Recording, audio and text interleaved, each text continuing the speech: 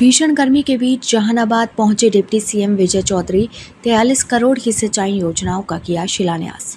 भीषण गर्मी और हीटवेव के बीच बिहार के उप मुख्यमंत्री विजय कुमार चौधरी जहानाबाद पहुंचे, जहां उन्होंने मखदूमपुर प्रखंड के पुनहदा पंचायत अंतर्गत नौगढ़ गांव में करीब 43 करोड़ रुपए की विभिन्न सिंचाई योजनाओं के पुनर्स्थापन एवं संपोषण कार्य का शिलान्यास किया। इस दौरान उन्होंने किसानों को बेहतर सिंचाई सुविधा और सड़क संपर्क उपलब्ध कराने की बात कही। दोपहर करीब 2 बजे तेज धूप और भीषण गर्मी के बीच डिप्टी सीएम विजय कुमार चौधरी अरवल से सड़क मार्ग होते हुए जहानाबाद पहुंचे। मखदूमपुर प्रखंड के पुनहदा पंचायत स्थित नौगढ़ गांव में आयोजित कार्यक्रम में उन्होंने विभिन्न सिंचाई योजनाओं के पुनर्स्थापन एवं संपोषण कार्य का विधिवत शिलान्यास किया। इन योजनाओं पर लगभग 43 करोड़ रुपए खर्च किए जाएंगे।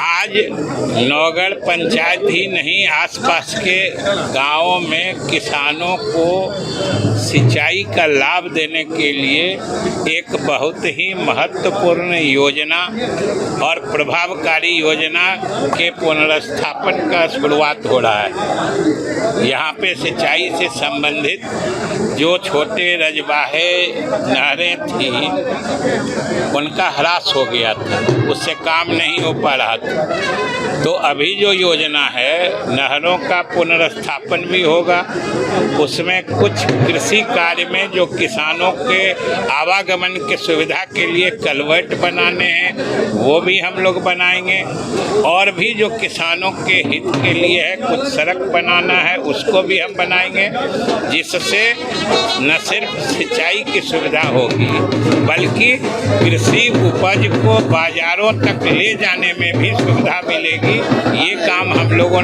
यहाँ पे कर रहे हैं। सर, ये जो बिहार में लगातार हमला हो रहा है, क्या लोग कह रहे हैं कि जाति देखकर गोली मारी जा रही है? आपको लगता है अपराधी जो अपराध करता है और पुलिस को चुनौती देता है, पुलिस के पकड़ में आने के बावजूद पुलिस से हिंसात्मक बर्ताव करता है तो उस पर पुलिस कार्रवाई करती है। इस बीच में जात कहाँ आता है? अपराधी तो अपराधी होता है, अपराधियों की कोई जात नहीं होती है और न अपराधियों की जात देखनी चाहिए।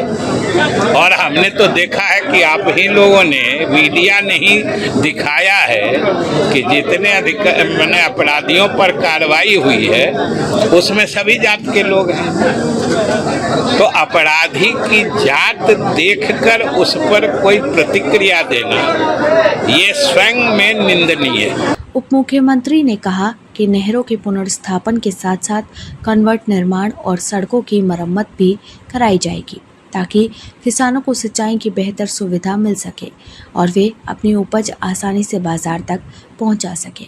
उन्होंने कहा कि सरकार किसानों की सुविधा और कृषि विकास के लिए लगातार काम कर रही है। वहीं विपक्ष द्वारा लगाए जा रहे आरोप कि एनकाउंटर जाति देखकर किए जा रहे हैं, इस पर प्रतिक्रिया देते हुए विजय चौधरी ने कहा कि अपराधी की कोई जाति नहीं होती है, कानून अपना काम करता है और सरकार अपराध के खिलाफ सख्त कार्रवाई कर रही है। कार्यक्रम के दौरान पूर्व सांसद चंद्रशेखर प्रसाद चंद्रवंशी सहित कई स्थानीय नेता और अधिकारी मौजूद रहे। भीषण गर्मी के बावजूद बड़ी संख्या में लोग कार्यक्रम में पहुंचे।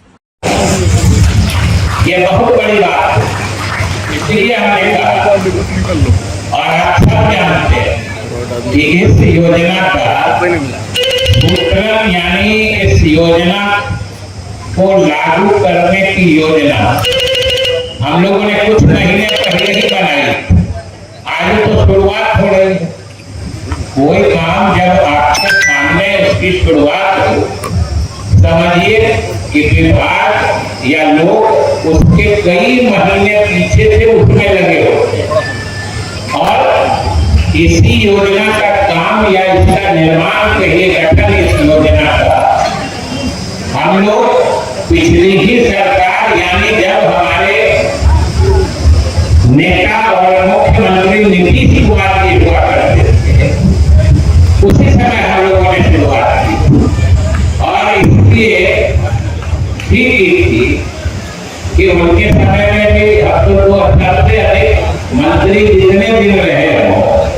अलग बात है, लेकिन सबसे अधिक समय मंत्री के रूप में हमने जल संसाधन विभाग में ही काम किया है, इसलिए हमको याद है कि 2010 के बाद से ही और लगातार बाद में आके ये मुख्यमंत्री, उस तत्कालीन मुख्यमंत्री नीतीश कुमार जी की सोच थी कि हमेशा सिर्फ बड़ी बड़ी योजनाओं के बारे में ही नहीं सोचना चाहिए, बहुत सारी छोटी छोटी योजनाएं भी होती हैं जिनसे किसानों को बड़ा ही प्रभावकारी लाभ मिलता है। और किसान अगर अपने फसलों की सिंचाई सही ढंग से कर पाते तो पैदावार बढ़ता है, उनकी आमदनी बढ़ती है, वो खुशहाल होते हैं।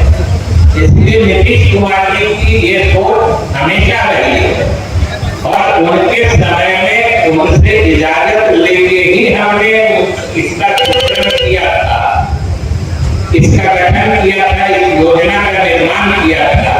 इसलिए मैं आज उनके प्रति भी आभार व्यक्त करता कि उनके इजाजत से हमने इस योजना का गठन किया।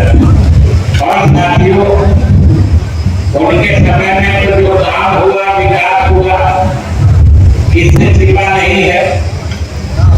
और आप सब जानते हैं कि नीतीश कुमार इस देश के अकेले राजनेता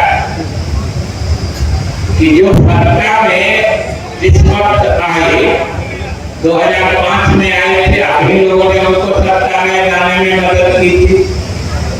2005 में आए और उस वक्त वो जितने लोकप्रिय थे, मैंने जितने पॉपुलर थे, 20 साल तक लगातार शासन करने के बाद, 20 साल लगातार शासन करने के बाद, अभी 2025 के बाद जब उन्होंने ये सोच के कि अब हम 20 साल तक लगातार शासन कर दिए, अब दूसरे पार्टी को या दूसरे लोगों को, नौजवान लोगों को भी मौका देना चाहिए।